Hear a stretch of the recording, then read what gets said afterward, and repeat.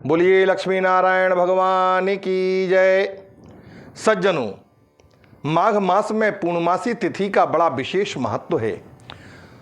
आइए आज हम इस पूर्णिमा तिथि के विषय में, इसका महत्व और इसकी तिथि के बारे में जानने का प्रयास करेंगे।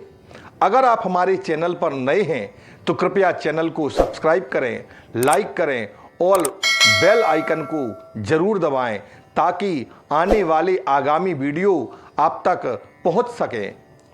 तब माघ मास की जो पूर्णिमा तिथि है ये बड़ी ही महत्वपूर्ण कही गई है। यह ज्योतिष की दृष्टि से और धार्मिक दृष्टि से बड़ी महत्वपूर्ण है। माघ पूर्णिमा का जो ज्योतिषीय महत्व है उसकी मान्यता है, इस दिन पवित्र नदियों में स्नान करने से सूर्य और चंद्रमा से संबंधित जितने भी दोष होते हैं उन सब का निवारण होता है और व्यक्ति के जीवन में शांति समृद्धि आती है। ब्रह्मवैवर्त पुराण में उल्लेख मिलता है, इस दिन स्वयं भगवान विष्णु गंगा जल में निवास किया करते हैं। यही कारण है कि माघ पूर्णिमा के दिन गंगा नदी में स्नान करने से साधक को सकारात्मक प्रभाव देखने को मिलता है। इतना ही, माघ पूर्णिमा के दिन चंद्रदेव और देवी लक्ष्मी की आराधना करने का भी विशेष महत्व बताया गया है। माघ पूर्णिमा का विशेष धार्मिक महत्व है। यह पर्व माघ मास की शुक्ल पक्ष की पूर्णिमा तिथि को मनाया जाता है। माघ मास में तीर्थ में गंगा नदी में स्नान का विशेष महत्व है और ऐसा करने से अश्वमेघ यज्ञ के पुण्य के बराबर फल जातक को प्राप्त हुआ करता है। जो व्यक्ति माघ पूर्णिमा के दिन पवित्र नदी, विशेष करके गंगा नदी अथवा नर्मदा नदी में स्नान करता है उसके समस्त पापों का विनाश भगवान श्री नारायण कर देते हैं। माघ मास का जो धार्मिक दृष्टि से महत्व है अब उसे सुनिए। इस पर्व पर पूर्णिमा के बारे में कहा जाता है, इस दिन देवता भी स्वर्ग से धरती पर आकर के गंगा नदी और प्रयागराज संगम में स्नान करते हैं। माघ मास की पूर्णिमा का तो इतना महत्व पुराणों और धर्म ग्रंथों में बताया गया है कि राजा भरत ने माता कैकेयी को राम जी को वनवास भेजने के दंड के स्वरूप में माघ मास की पूर्णिमा के पुण्य से उनको वंचित कर दिया था। तो आइए हम जानते हैं माघ मास और माघ पूर्णिमा का धार्मिक महत्व क्या है। तो माघ पूर्णिमा के दिन सुबह ब्रह्म मुहूर्त में उठ करके किसी पवित्र नदी में जाकर के स्नान करना चाहिए। यदि आप ऐसा ना कर सकें तो घर पर ही स्नान करते समय जल में तीर्थ जल अथवा गंगा जल अथवा नर्मदा जल मिलाकर के स्नान कर सकते हैं। ऐसा करने से भी आपको स्नान का पुण्य मिलेगा। स्नान के बाद जल में रोली आदि डाल करके सूर्य देव को जल का अर्घ देना चाहिए। इसके बाद भगवान श्री विष्णु का ध्यान करके संकल्प लें कि आज हे नारायण, मैं अपने मन से आपको ध्यान करते हुए आपके इस पूर्णिमा व्रत का संकल्प लेता हूं। और इसके बाद में दूसरे प्रहर यानी कि दोपहर में ब्राह्मणों और जरूरतमंदों को भोजन कराएं, यथाशक्ति दान दक्षिणा देवें। ध्यान रखें कि काले तिल का विशेष रूप से दान करना है। मान्यता है कि काले तिल का दान करने से भगवान विष्णु अत्यंत प्रसन्न होते हैं, क्योंकि ये तिल भगवान के पसीने से उत्पन्न हुए हैं। स्कंद पुराण के रेवा खंड में माघ मास की पूर्णिमा के स्नान के महत्व को लेकर के कथा मिलती है।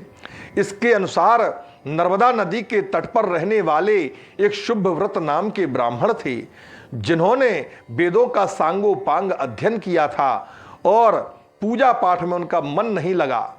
वह धन कमाने में ही अत्यंत व्यस्त रहने लगे। लेकिन जब उनको वृद्धावस्था प्राप्त हुई तो वे बीमार हो गए और उन्होंने पूजा पाठ का ध्यान किया।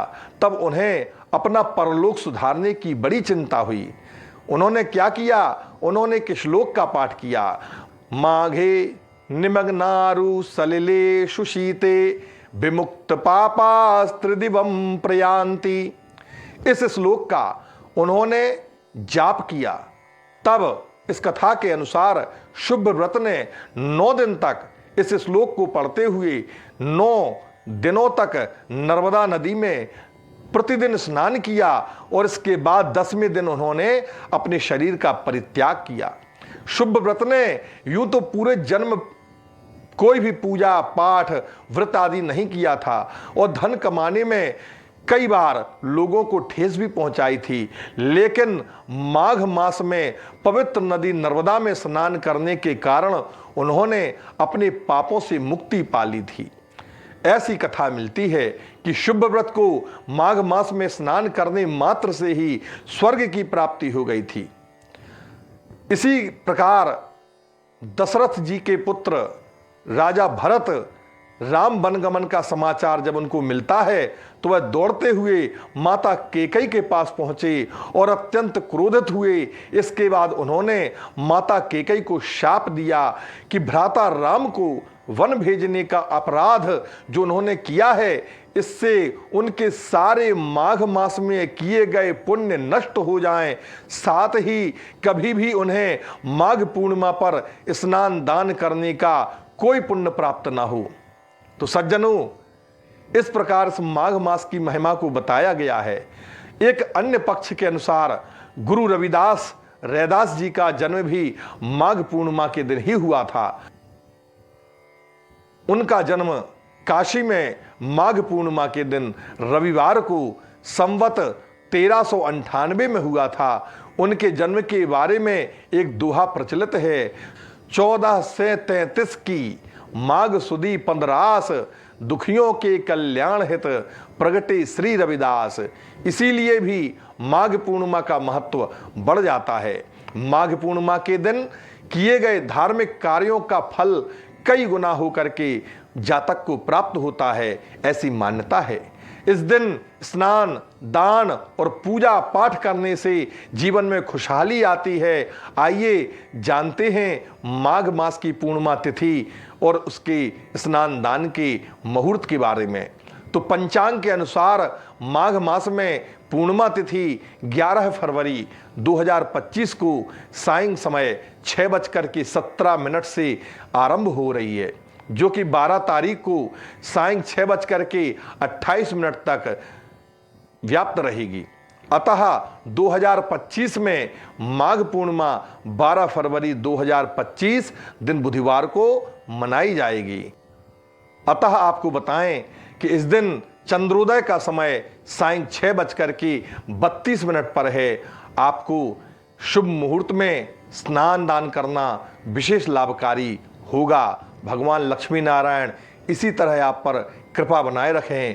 बोलिए लक्ष्मी नारायण भगवान की जय, बोलिए माघ मास की जय, बोलिए पूर्णमासी महारानी की जय।